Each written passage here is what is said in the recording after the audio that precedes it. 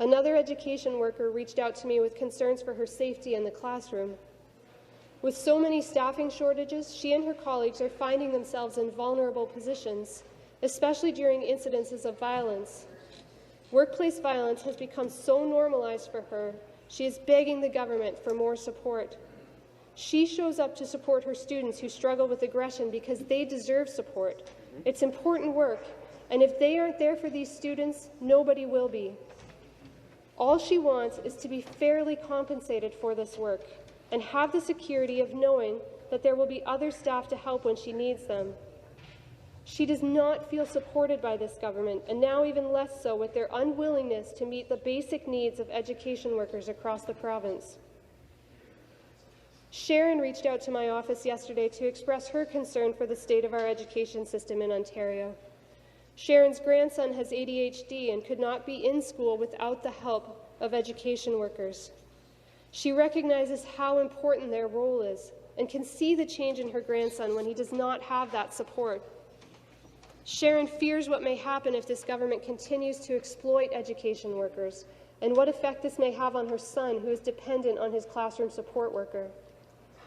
Recently, she learned that her grandson's worker earns just above minimum wage, and as more and more education workers leave the field for jobs that pay a living wage, Sharon knows that it's only a matter of time before her grandson's education worker decides to do the same. Christina called my office yesterday to express her frustration over the minister's back-to-work legislation. She has never in her life before called a government office, but she is beyond frustrated with the decisions of this government. She described this legislation as a complete overstep and an abuse of power. Her son relies on a tutor to keep up in school because he doesn't have the one-on-one support that he needs in the classroom. She cannot fathom why this minister feels that a $200 support for tutoring is more important than providing education workers with an adequate wage increase and support. $200 will provide her son with a couple weeks of one-on-one tutoring. But at what cost? The potential of losing more education workers who could provide him the support every single day, or relying on education workers that are overworked and overburdened with too many students' needs, will be more harmful to her son's experience in the classroom.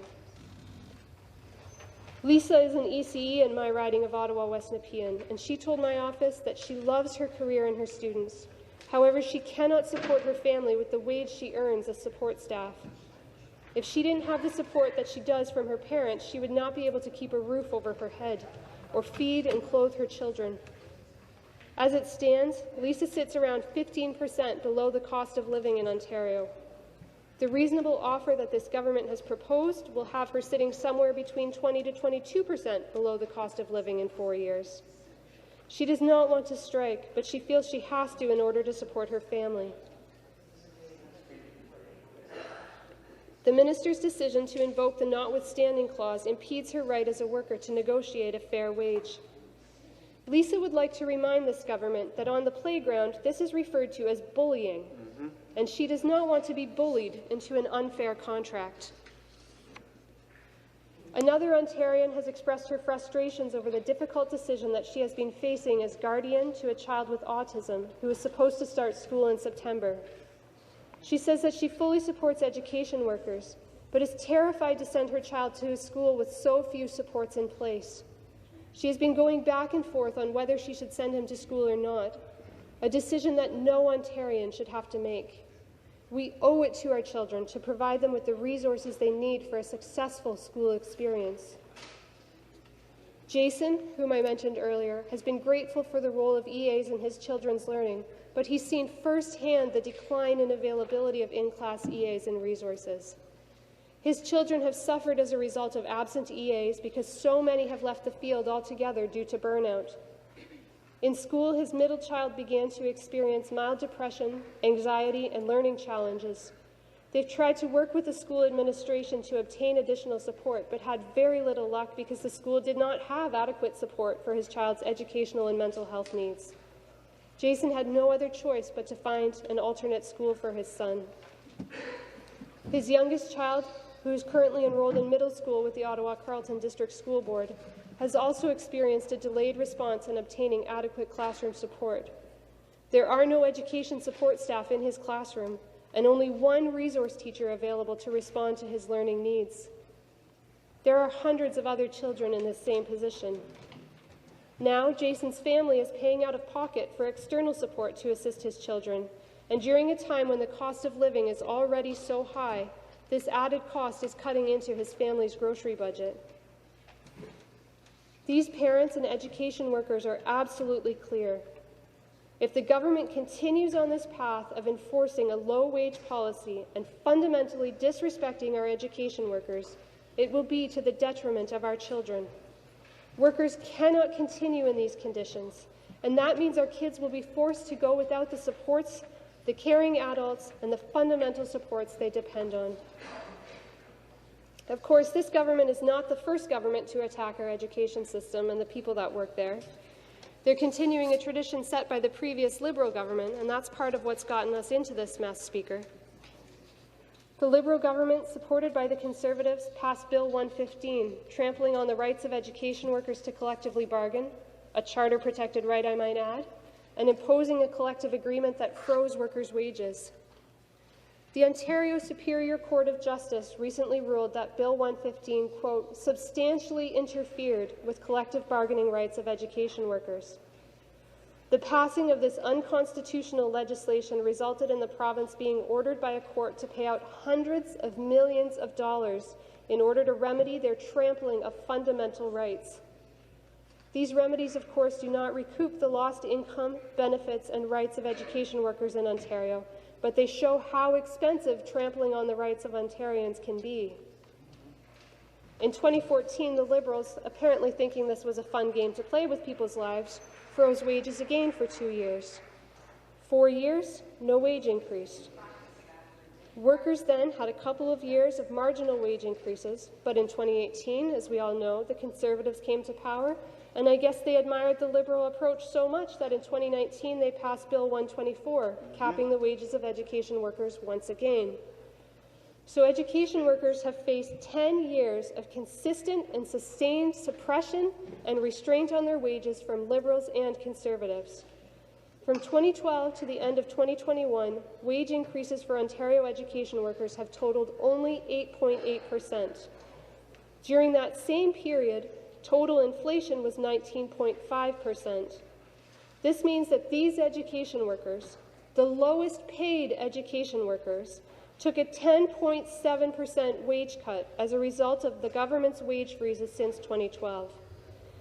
And now, with inflation running at over 8%, with an ongoing cost of living crisis, this government has come to the bizarre conclusion that the lowest paid education workers who are already using food banks are only worth a nickel an hour more. Unfortunately, Speaker, we've seen this movie before. The government's Bill 124 also imposed a wage cap on healthcare workers, showing them utter contempt and disrespect while they worked so hard each and every day of the past few years to keep us safe and healthy. We're seeing the outcome of that wage policy with healthcare workers leaving the profession in droves. They are burnt out, tired of being disrespected, frustrated that they can't do the job they love, the job that they want to do properly. And the result is that we have people waiting 12 to 20 hours in the emergency room, waiting 30 hours in the hospital to be admitted to a bed. We have pediatric ICUs that are life and limb only. We have cancelled and delayed surgeries and procedures, not because we don't have the operating rooms, but because we don't have the nurses to staff them. And I guess the government looks at that outcome and thinks, job well done, let's try that to the education system next, because that is what they are doing here.